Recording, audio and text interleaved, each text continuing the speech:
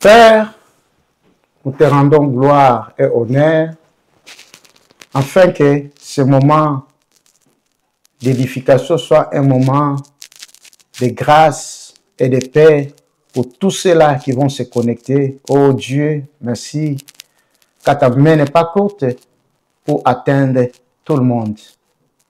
Peu importe la situation ou les conditions, ô Père éternel, qui sont en train de passer, les gens qui vont nous suivre, Dieu, dans les surnaturels, comble-les de ta richesse, de tout ce qu'ils ont besoin dans le nom de Jésus. Amen. Amen. Amen. En tout cas, merci, serviteur de Dieu, pour votre présence. Je vous salue, d'abord vous-même, serviteur de Dieu. Je vous salue, serviteur de Dieu, Gabi Kitoko. Et puis à vous, téléspectateurs, je vous salue. Nous sommes là encore aujourd'hui pour parler, édifions-nous, en tout cas, pour faire le travail dans le cadre d'Édifions-nous. Le serviteur de Dieu est là et il a prévu encore des matières aussi importantes pour votre édification. J'aimerais qu'on passe vite à la leçon du jour pour que le serviteur de Dieu ouvre sa bouche et commence à dire ce qu'il a prévu pour vous. À vous, serviteur de Dieu. Oui, merci beaucoup, bien-aimé Véron. Nous bénissons tous les bien-aimés, tous les téléspectateurs d'Ikana Télé, et nous vous demandons toujours de vous abonner, de liker, afin que nous puissions de plus en plus atteindre, et surtout s'il y a des commentaires et consorts, vous pouvez toujours les glisser dans notre émission, et c'est ainsi que nous allons nous édifier. Oui, nous avons été abondamment bénis dans l'émission passée, où nous avons reçu certaines préoccupations des gens. Nous pensons avec le Saint-Esprit que nous avons répondu.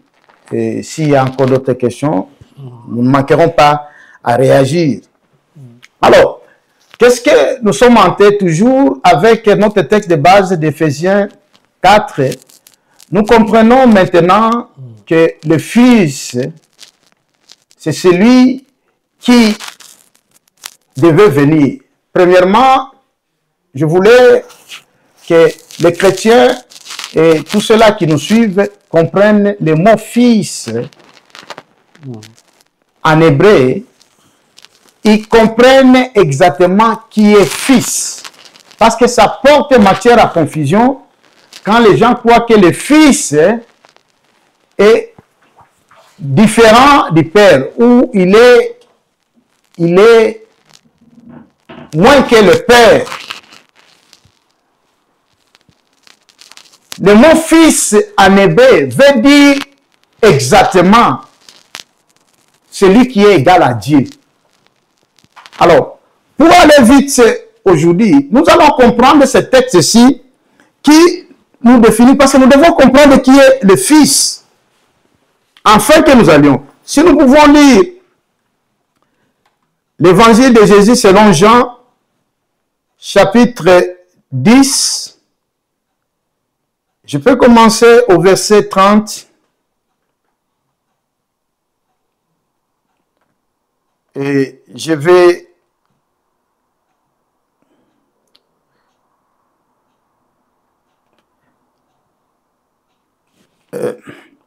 non, peut-être je vais commencer un peu en haut. Le verset 27, je commence. Est-ce que la technique a retrouvé la Bible? Oui. Jean chapitre 10. Oui. Le verset 27. Oui. Jusqu'au verset 30. Je lis dans le nom de Jésus.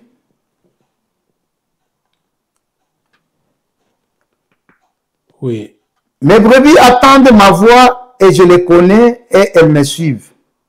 Je leur donne la vie éternelle et elles ne périront jamais et personne ne les ravira de ma main. Mon Père qui me les a donnés est plus grand que tous, et personne ne peut les ravir de la main de mon Père.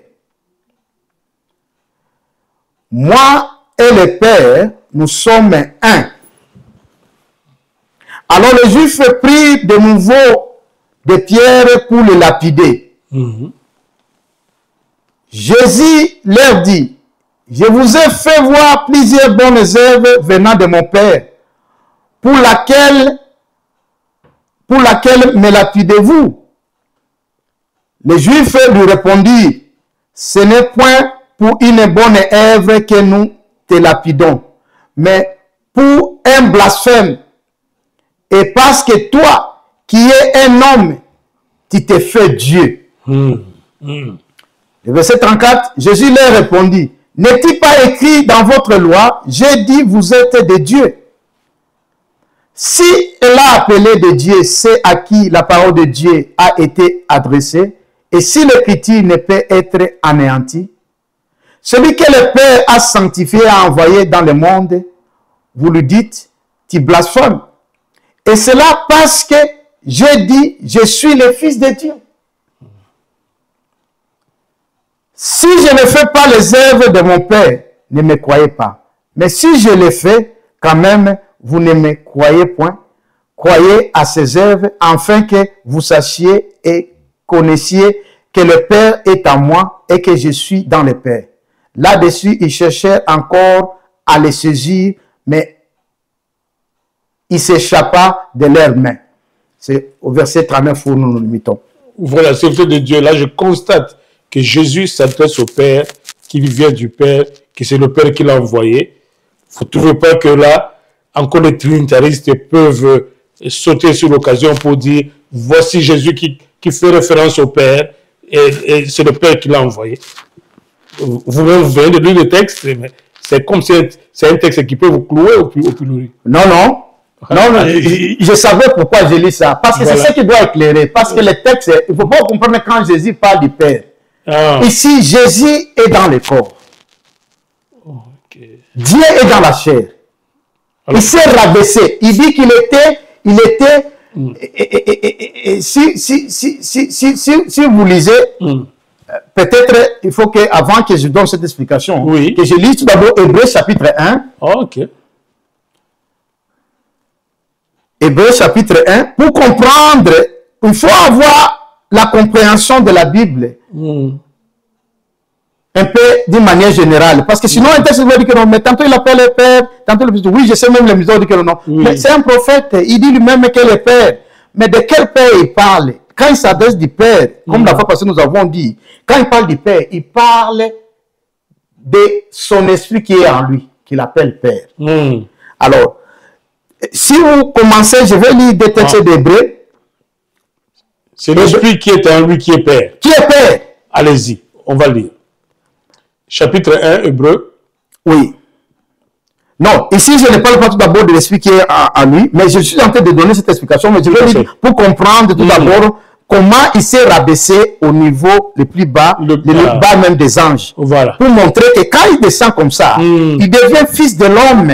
C'est cela qu'on a appelé fils de l'homme, parce qu'il a pris ta place, il a pris ma place, il a pris la place de tous les hommes. Et il devient homme, il se rabaisse. Ok. Il est fils, et c'est là où Ésaïe chapitre 9, le verset 6 dit que non, un enfant nous est né, un fils nous est donné. C'est-à-dire que le fils ne peut pas naître. Qui est le fils? C'est l'esprit de Jésus.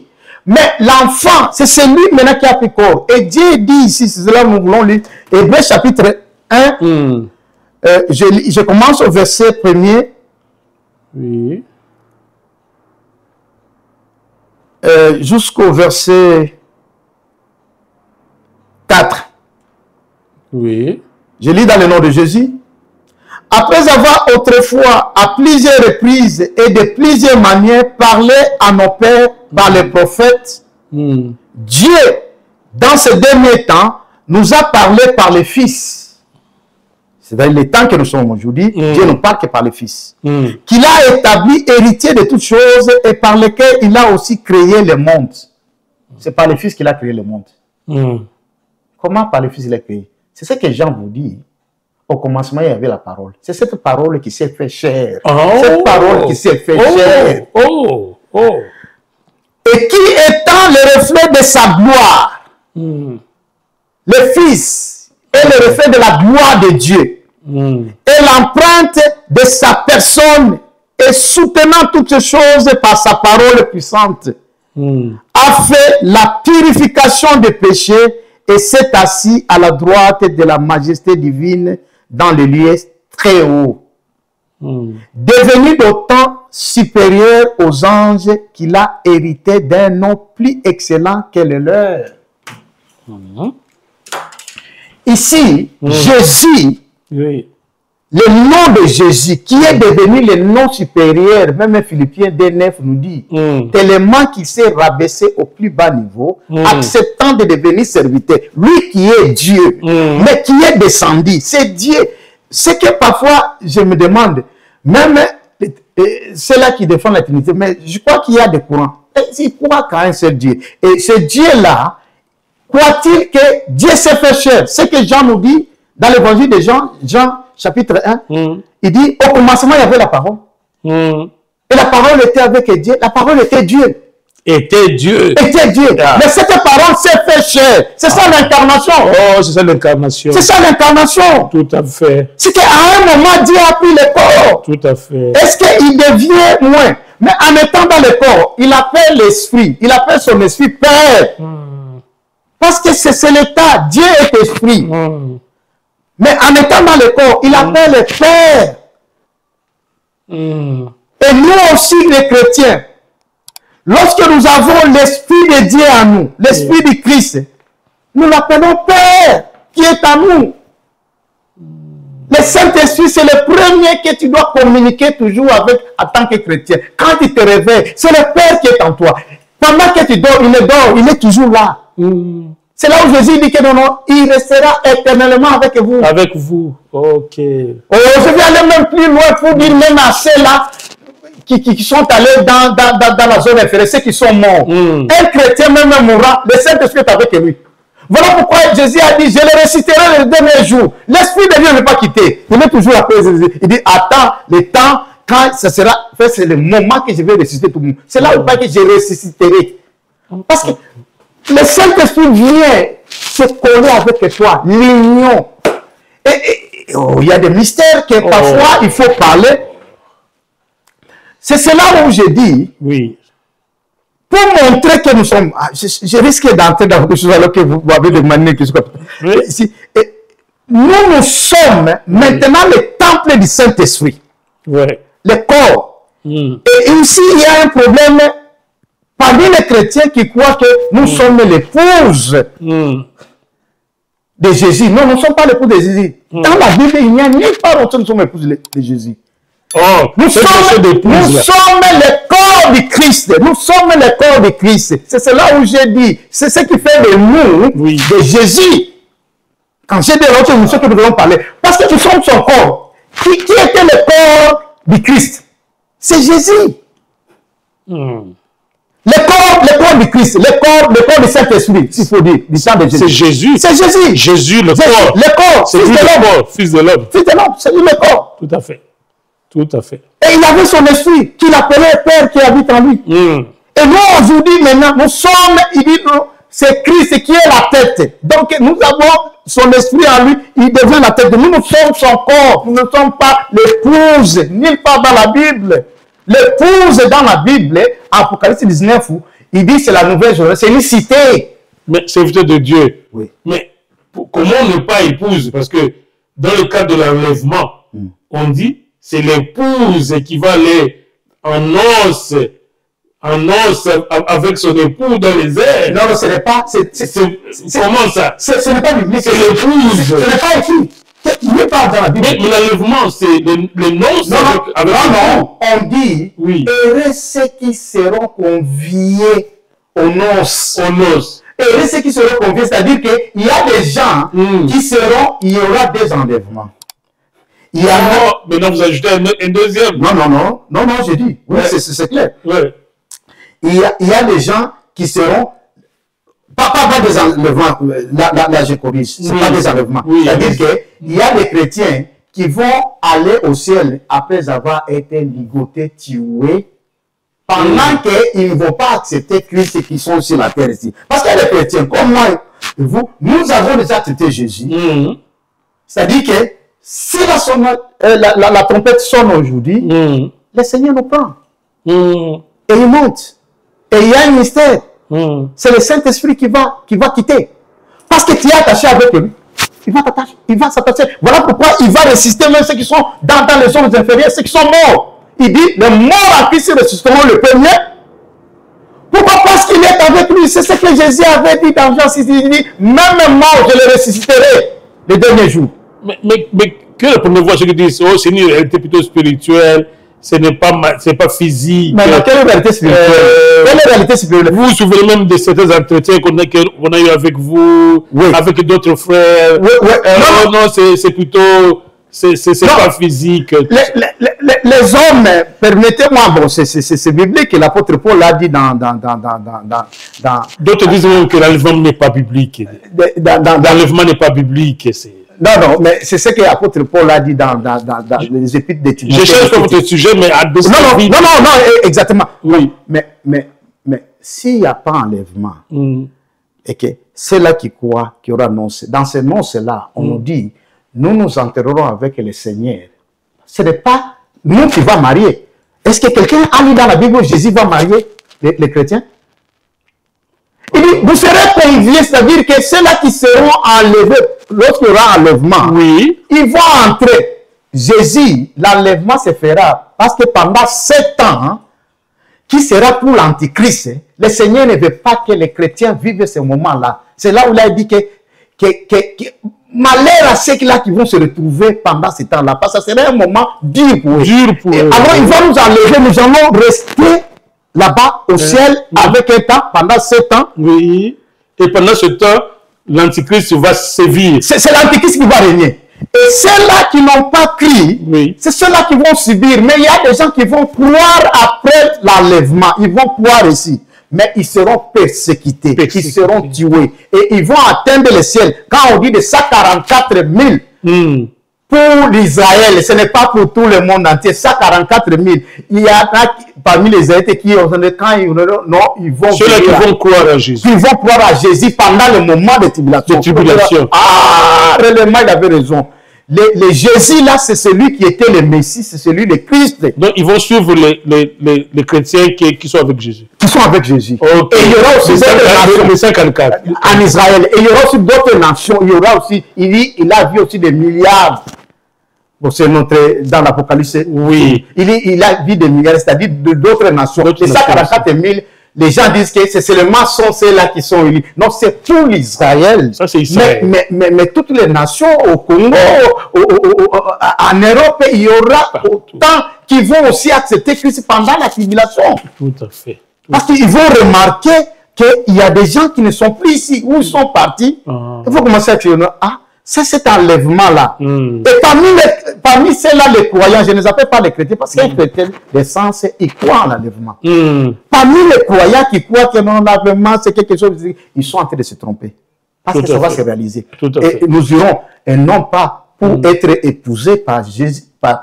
Jésus. On ne sera pas épouse de Jésus. On dit, vous serez conduits, c'est-à-dire nous allons entrer. C'est là où nous allons. C'est le même nom, c'est là qui peut être. Non, c'est la fête de mariage. La fête de mariage, célébration. Qui se marie avec qui? Jésus qui va se marier avec la cité Nouvelle Jérusalem. C'est dans l'Apocalypse 19. Il dit, voici la femme. Voilà, peut-être. Si je vais c'est pas votre sujet du jour. Non, mais l'autre jour, même vous-même notez ça, je vais développer pour montrer. Je note ça. Note ça, et nous allons développer cela. Oui. Allez-y pour votre... Donc, ici, nous étions en train de dire de Jésus. Nous avons lu le texte ici de Jean, d'ici. Jésus, pourquoi on l'a dit qu'il a blasphémé? Parce qu'il s'est appelé fils de Dieu. Et les Juifs disent, nous ne t'attaquons pas aux œuvres que tu as fait, mais parce que toi, tu t'es fait égal à Dieu. C'est-à-dire le mot fils de Dieu veut dire égal à Dieu. Égal à Dieu. Égal à Dieu. Où est la différence? Mais c'est le même Dieu qui prend le corps. C'est le même Dieu qui prend. Cette notion doit être assimilée par des chrétiens qui croient que bon, voilà, Jésus, c'est l'homme, deuxième personne. Maintenant, il est égal à Dieu. Si vous dites que le Saint-Esprit est troisième personne de Dieu, alors que on dit au commencement, c'est l'Esprit de Dieu qui était. C'est l'Esprit qui est Dieu. Comment vous dites troisième personne? Voilà. Il devient inférieur. Quand vous dites deuxième, troisième, c'est-à-dire c'est qu'il y a supérieur, deuxième et troisième. Il n'y a pas de hiérarchie. Il n'y a pas de hiérarchie. C'est le même Dieu. Oh oui. Il dit, moi-même, je me fais serviteur. Tout à fait. Je prends la place de l'homme. Tout à fait. Je prends le corps. Ouais. C'est cela où dit l'incarnation. Et tous ceux-là qui croient à l'incarnation, c'est cela où se fait l'incarnation. Dieu dit, qui est la parole? Il dit que je me fasse un corps. Et je vais vous introduire pour vous montrer maintenant à Hébreux 10, verset 5. Oui. Si on peut lire Hébreux 10, verset 5. Oui. On va aller à la technique. Ouais. Oui, Hébreux 10. Le verset 5. Oui. Tiens, c'est le verset, nous lisons, dans le nom de Jésus. Oui. C'est pourquoi. Oui. Christ. Écoutez très bien ici. L'apôtre Paul, je l'éveille. Bon, il y en a qui croient, on ne sait pas si c'est l'apôtre. Non, c'est l'apôtre Paul, parce qu'il a mentionné déjà dans ce texte. C'est l'apôtre Paul qui a écrit le livre des Hébreux. Souvent, on doute, on dit non, c'est pas son style. Et il cite même ses collaborateurs. C'est lui qui est Paul. Oui. C'est pourquoi Christ, il ne dit pas Jésus, il dit c'est pourquoi Christ entrant dans le monde. Non, il n'est pas né. Il dit entrant dans le monde. Entrant dans le monde. C'est vraiment une analyse de la Bible. Oui, c'est pourquoi Christ, il ne dit pas Jésus, il dit c'est pourquoi Christ. Christ, c'est l'esprit de Jésus. Entrant dans le monde, dit, tu n'as voulu ni sacrifice ni offrande. Mais tu m'as formé un corps. Tu m'as formé un corps. C'est-à-dire, je ne suis pas ce corps. Je ne suis pas ce corps. Mais tu m'as formé un corps. My God. My God. Oh. Et maintenant, quand il s'adresse là, il appelle le Saint-Esprit son Père. Et qui est dans ce corps-là. Qui est dans ce corps-là. Si c'est là où vous m'avez demandé que non, mais il s'est contredit, il parle au Père. Non, c'est ce langage, il s'est dit, quand il est dans le corps. Tout à fait. Pourquoi nous avons aussi dit que nous avons prié à votre Père qui est dans les cieux? Oui. Votre Père qui est dans les cieux. Oui. Oui. Votre Père qui est dans les cieux, il va facilement donc tout faire. Tout et le Père qui est là, c'est celui. Quand nous avons lu dans Jean 14, je crois le verset 17, où il dit, tout ce que vous demanderez à mon nom, je le ferai. Il dit, je le ferai. Mais il n'a pas dit le Père le faire, il dit, je le ferai, parce que c'est celui qui sera en nous. C'est là où Paul parle des mystères cachés de tous les âges. Il dit, Christ est en vous. Christ en nous. L'espérance, il n'a pas dit Dieu en vous. Il dit Christ en vous. Comme ils disent, Christ est qui là? C'est le corps de Jésus de Nazareth qui est en vous.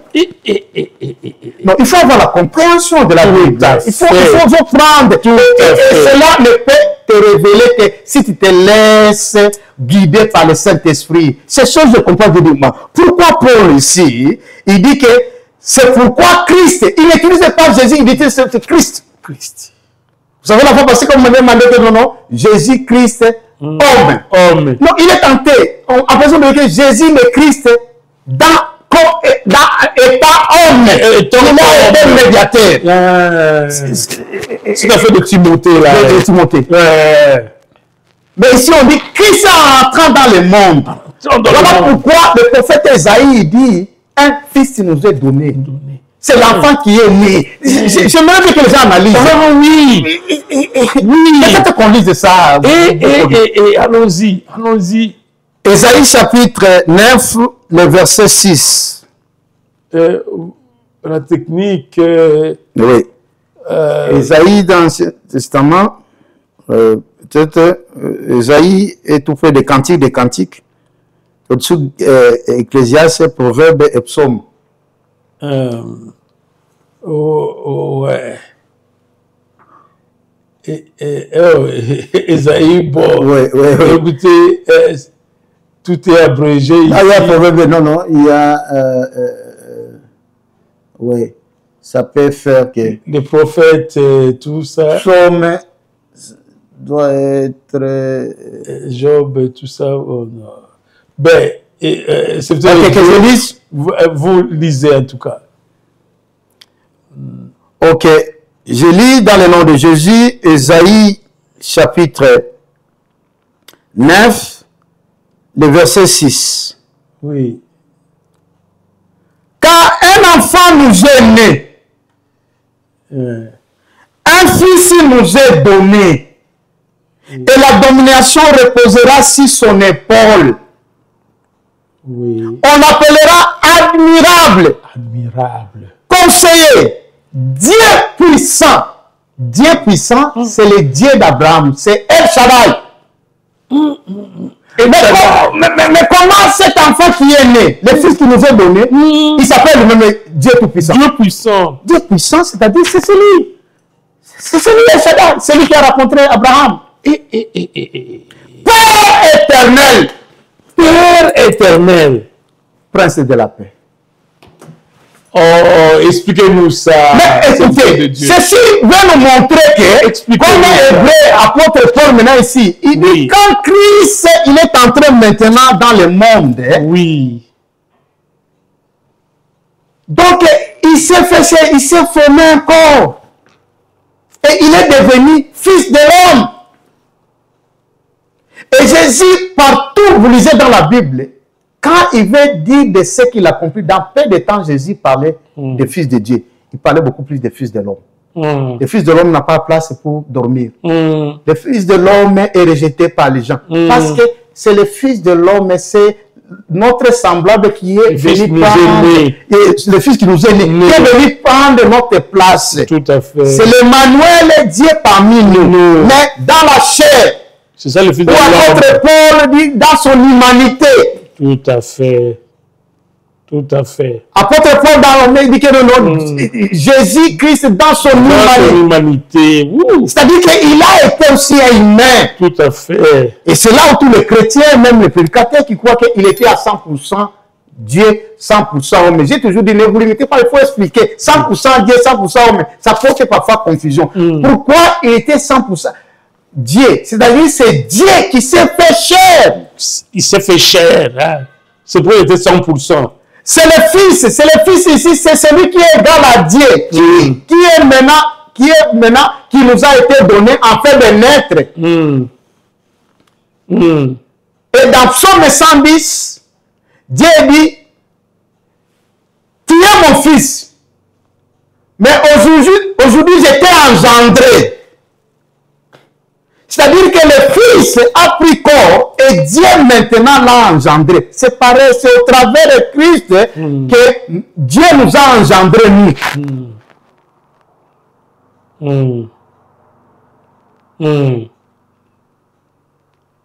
nous sommes donc devenus ses enfants. Ses enfants. À travers Christ. À travers Christ. Ah, c'est ça qui nous a engendrés à travers Christ. À travers Christ. Avant, aucun humain n'était ses fils. Non, personne ne pouvait s'appeler enfant de Dieu. C'est ça le fameux mystère. Le mystère caché. Caché de tous les enfants. Oui. Peut-être il faut qu'on lise les Colossiens là, qu'on commence à appeler. Parce que c'est une construction. Colossiens chapitre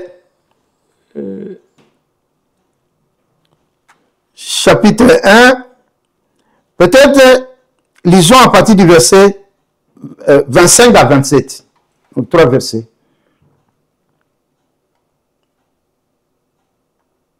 Oui.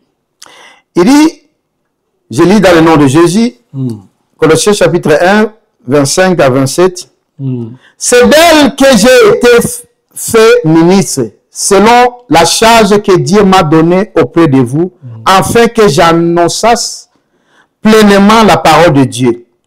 Le mystère caché de tout temps et dans tous les âges. Mais révélé maintenant à ses saints. les saints, c'est nous.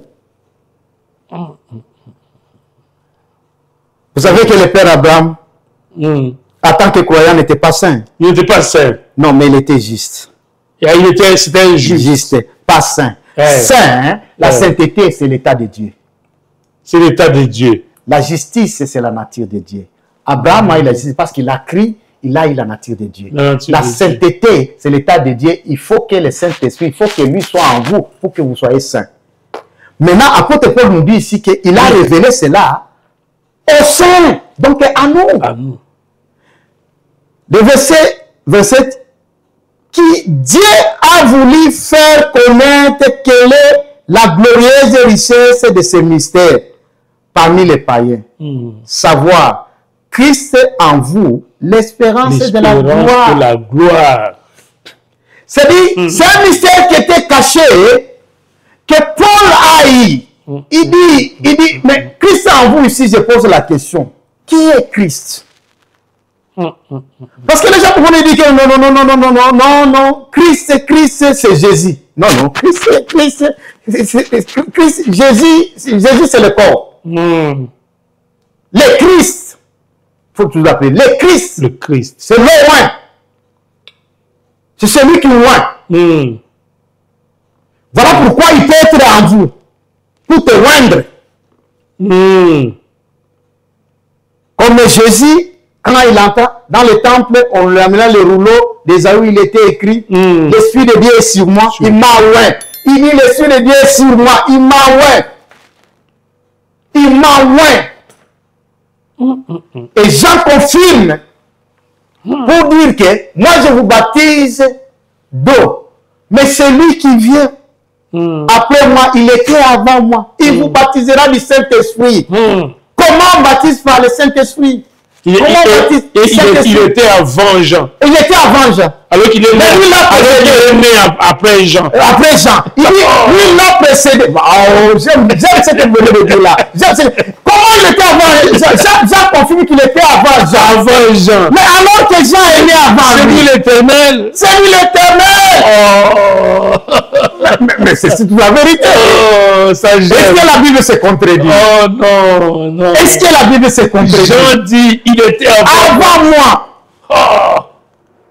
Mais je l'ai précédé pour aplanir les chemins. C'est pour cela que je suis la voix qui crie dans le monde. Es-tu Élie? Es-tu le prophète? Es-tu le Christ? Il dit, je ne le suis pas. Mais il y a quelqu'un qui vient. Il vient. Mais il était avant moi. Il était avant moi. Oh, il dit tout là-bas. Mais comment on peut dire maintenant, non, avant lui. Voici, il appelle un éternel. Il était, il sera, il est. Oh, il appelle le Père. Mais comment vous voulez dire que non? Quand il vient maintenant, c'est ça là où j'ai dit, je crois à la Trinité. Oui. Mais pas la Trinité de dire qu'il y a trois personnes en Dieu. C'est-à-dire trois entités en Dieu. Non. C'est-à-dire, il y a la manifestation. Quand il descend maintenant pour sauver l'homme, il prend la place maintenant de celui qui est engendré. Du Fils qui nous a été donné pour nous sauver. Un enfant qui nous est donné. Et c'est là, il a eu. Il dit, je suis venu, oh Père, fais ta volonté. Donc il dit au Saint-Esprit, je suis fait ta volonté. Il dit que non, allez, détruisez ce temple. En 3 jours, je le bâtirai. Il parlait de son corps. La Bible, il parlait de son corps. C'est ce temple-là qui devait détruire. Donc, le corps de Jésus était le temple de l'Esprit de Dieu. Et c'est celui qui baptise du Saint-Esprit. Qui d'autre, Jean, a baptisé du Saint-Esprit? Il ne peut pas baptiser parce qu'il n'est pas loin. Il était loin. Par le même qui était au commencement. Voilà pourquoi Jean nous dit dans le chapitre 1, il dit, au commencement était la parole. Et la parole était avec Dieu. Et cette parole était Dieu. Toute chose a été créée par elle. Tout à fait. Mais à un moment, cette parole s'est fait chair. Elle a habité avec nous. Plein de grâce. J'ai dit, elle a habité avec nous. Oui. À ce temps-là, du temps des disciples, il a habité. Voilà pourquoi, que ce soit Jean, que ce soit Pierre, ils vous disent dans les épîtres, il dit, nous l'avons touché. Nous avons mangé avec lui. Cette vie éternelle, il appelle vie éternelle. Jean appelle vie éternelle. Nous avons touché la vie éternelle. Oh. Dieu dit, C'est ça, Dieu. Il dit, vous autres, vous n'avez même pas vu. Nous l'avons touché. Et puis il dit, nous étions même à la montagne sainte, à la transfiguration. Nous avons vécu, nous avons dit aux côtés de Moïse, c'était Élie. Et Moïse. Élie et Moïse. Oui. Dans une atmosphère impossible. Pierre décrit ça. Il dit, nous avons vu cela. Nous sommes les témoins. Nous avons vu. Et c'est cela la signification même de l'apôtre. Les témoins. Il dit, nous avons vu cela. Donc, ils ont vu cela. Et ils vous témoignent. Nous croyons seulement qu'on va vivre. Il dit, vous êtes errés. Vous n'avez pas. Nous l'avons vu. Nous avons mangé avec. Alors que nous étions en train de marcher avec la vie éternelle. Mais aujourd'hui, cette vie éternelle n'est pas dehors. Elle est en nous. En nous. C'est ce que Jean dit, celui qui a le Fils a la vie éternelle. Tout à fait. C'est la chanson dans le monde. Tu es le Père de tous ceux qui ont le Fils en eux. Le Fils en eux. Il faut avoir la vie éternelle qui est le Fils. Pour Jésus s'est défini de plusieurs façons. Parce qu'il est lui-même la vie éternelle. Oui. Il est lui-même l'esprit. Il est lui-même la paix. Il est lui-même la grâce. C'est celui. Il dit, c'est ceux-là qui ont le Fils en eux. Ce sont ceux-là qui ont la vie éternelle. Et les Fils qui sont en nous, c'est qui? C'est Christ. C'est que Colossiens, d'apôtre notre dit. C'est ça le mystère. Parce que c'est le Saint-Esprit qui amène la vie éternelle. Cette gloire qui était, c'est ici où la gloire qui a quitté l'homme dans Jean 6, c'est cette gloire qui est retournée maintenant. Comment elle est retournée? C'est quand Jésus est ressuscité. Il dit, le consolateur viendra. Et quand il est venu, il est ressuscité, il dit, allez dire à mes frères que je m'en vais vers leur Père. Leur Père. Je m'en vais vers mon Père qui est leur Père. Qui est leur Père. Qui m'attendent. Quand il est allé, il est descendu. Et dans Jean 20, 21, on dit, quand il est apparu, il souffla vers eux, il dit, recevez le Saint-Esprit. On peut lire. Oh, my goodness. Jean 20,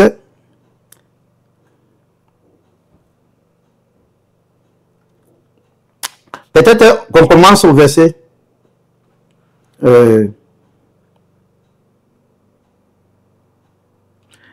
on commence au verset 20. Le verset 21 qui nous intéresse, je voulais seulement que les gens aient le contexte. 20 à 21. Et puis 21, verset 21. Alors, ouais. Je lis dans le nom de Jésus. Et quand il dit cela, il leur montra ses mains et ses côtes. Les disciples firent dans la joie en voyant le Seigneur. Ça, c'est après la résurrection. Jésus leur dit de nouveau, la paix soit avec vous. Comme le Père m'a envoyé, moi aussi, je vous envoie. Alors, vous continuez. Le verset 22 dit, après ces paroles, il souffla sur eux. C'est le verset 22, pas le verset 21. Après ces paroles, il souffla sur eux et leur dit, recevez le Saint-Esprit. Recevez le Saint-Esprit ici. Si vous voulez comprendre, retournez dans Genèse. Chapitre 2.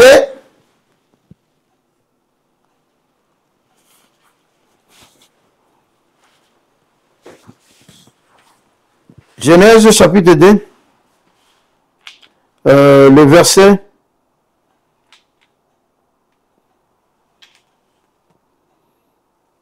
Je suis en train de regarder vite là le verset où Dieu souffla. Non, non, c'est dans chapitre 1, le verset 27. Quand il a formé.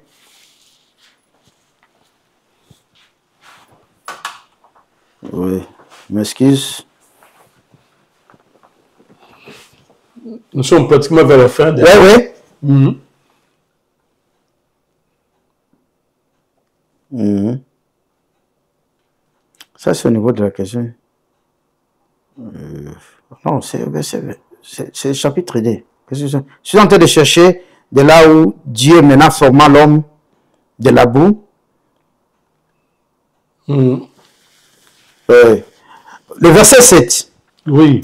Chapitre 2, verset 7. L'Éternel Dieu forma l'homme de la poussière de la terre et il souffla dans ses narines un souffle de vie et l'homme devint un être vivant. C'est la même chose. Les souffles de vie là, en grec, si je vais prononcer comme en français, c'est pneuma. Pneuma veut dire c'est l'esprit. C'est-à-dire l'esprit de Dieu maintenant est entré, maintenant l'homme est venu. La même chose Jésus, après la résurrection, l'esprit qui a quitté dans Genèse 6, il est retourné, recevait le Saint-Esprit. Ah, c'est cet esprit-là. C'est le moment où, parce que vous m'avez posé la fois passée, qui dit non, mais comment le père Abraham et tout ça. Donc il n'avait pas le Saint-Esprit, il n'avait pas le Saint-Esprit dans l'année. S'il y a des bien-aimés ou il y a d'autres gens dans la Bible qui peuvent nous montrer que le père Abraham, Moïse avait le Saint-Esprit en eux, qui viennent avec un verset. Le Saint-Esprit était avec eux, il les visitait, mais il ne restait pas. Tout à fait. Mais aujourd'hui, le Saint-Esprit est retourné, il habite maintenant dans son corps. Parce que nous n'avons plus ce corps de péché adamique, nous sommes transformés parce que notre esprit est renouvelé. Et l'Esprit de Dieu n'habite pas, c'est-à-dire le corps est son temple, mais c'est dans notre esprit que Dieu est ici. Quand nous naissons, nous devenons un avec lui. Voilà ce que nous pouvons dire pour en tout cas, merci beaucoup, serviteur de Dieu, pour ce développement. Encore une fois, des éclaircissements. C'est pour cela que nous sommes ici, parce que nous voulons que vous puissiez éclaircir la parole de Dieu pour nous-mêmes et puis pour ceux qui nous suivent, afin que, effectivement, nous soyons édifiés et que cela puisse renfermer notre foi. Je ne sais pas, peut-être un mot d'exhortation pour les frères qui n'ont pas encore bien compris que Jésus-Christ, c'est la clé, c'est lui, l'Éternel, qui est venu, se faisant Fils de l'homme, et aujourd'hui nous donnons la vie éternelle. Oui, merci beaucoup pour ce mot de la fin que je profite pour adresser surtout particulièrement à ceux-là qui ont des hésitations, peut-être qui se disent, mais qui est Jésus, il n'est qu'un prophète, il n'est que tout ça. Non, c'est Dieu qui s'est fait chair pour prendre ta place, pour prendre ma place, pour prendre la place de tout homme sur la terre. Alors, pourquoi il a pris cela? C'est pour qu'il puisse maintenant échanger. Ça, c'est une théorie, c'est une autre information qui se passe pour les salis. Jésus, les rachats, il n'a pas acheté avec de l'argent. Il y a eu substitution, c'est-à-dire qu'il a pris ta place et lui t'a donné sa place. Donc le corps, c'était parce que lui était un corps glorieux, alors il a échangé avec toi. Aujourd'hui, même si nous voyons avec nos faiblesses et tout ça, nous avons maintenant un corps glorieux parce que nous avons eu la substitution avec le corps de Jésus. Et maintenant, Jésus peut maintenant se glorifier en tant que Christ dans votre corps pour accomplir ses desseins sur la terre. Donc, je profite, comme il a dit à Nicodème, pour que tu vois le royaume de Dieu, tu dois naître de nouveau. Il dit, tu es né de la chair, tout ce qui est né de la chair est chair, mais ce qui est né de l'esprit est esprit. Je veux que tu puisses naître de l'esprit ce soir, si toi tu n'as pas fait. Et comment tu peux naître de l'esprit? Si tu peux faire cette prière après moi. Dis, Seigneur, je crois que Jésus est ton Fils bien-aimé, que tu as envoyé pour prendre ma place. Il a payé le prix dans son corps à ma place, afin de m'échanger avec ce corps de vie. Et maintenant, ô Père, je confesse dans ma bouche que Jésus est Seigneur. Merci Père, car je suis devenu ton enfant. Si tu as fait cette prière, crois-moi que tu es enfant de Dieu. Et si tu l'as fait dans ton cœur, en croyant, avec conscience, croyant réellement que ce que Jésus a fait pour toi, je te dis, tu es enfant de Dieu. Je peux prier pour toi. Père, je bénis tous ceux-là qui ont fait cette prière, cette confession. Maintenant, ils sont devenus enfants de Dieu. Satan n'a plus à les réclamer. Je les nomme du nom de Jésus, en fait qu'ils t'appartiennent, et c'est pour l'éternité. Amen. Amen. Merci, serviteur de Dieu. Merci pour le temps que nous t'avons pris pour vous faire asseoir ici, pour venir nous enseigner ces oracles de l'Éternel. Je répète encore ce mot. Merci pour nous avoir enseigné beaucoup de choses, nous faire pénétrer dans le méandre du ciel et nous faire connaître ces grandes choses, que nous sommes ce que Abraham n'a pas été devant Dieu, ce que Jacob n'a pas été devant Dieu. Nous sommes autre chose. Ouais. Nous sommes des fils de Dieu. Oh, merci beaucoup pour nous avoir appris ces choses aussi merveilleuses. Et en tout cas, merci beaucoup. Et nous voulons que vous puissiez continuer avec ces séries encore sur iCanal Télé. Nous ne voudrions pas que vous puissiez vous fatiguer, serviteurs de Dieu. Nous voudrions que vous soyez encore avec nous et toujours avec nous. Amen. S'il vous plaît, iCanal Télé vous veut. Vous êtes comme un plateau d'or pour nous. Nous voulons que vous soyez toujours là. En tout cas, vous qui êtes là, vous allez nous suivre. En tout cas, le serviteur de Dieu est à votre disposition. Si vous avez des questions, même des questions de curiosité sur la Bible, posez-la. Notre chat est là. Réagissez et il va venir ici pour vous répondre. Ne vous en faites pas. Merci, serviteur de Dieu. Merci vous qui avez... Merci. Tout à fait. Merci pour vous, en tout cas, vous qui êtes à la maison, qui nous avez suivis. Et nous vous donnons rendez-vous très prochainement avec le serviteur de Dieu, Gabi Ditoko. Merci et à la prochaine.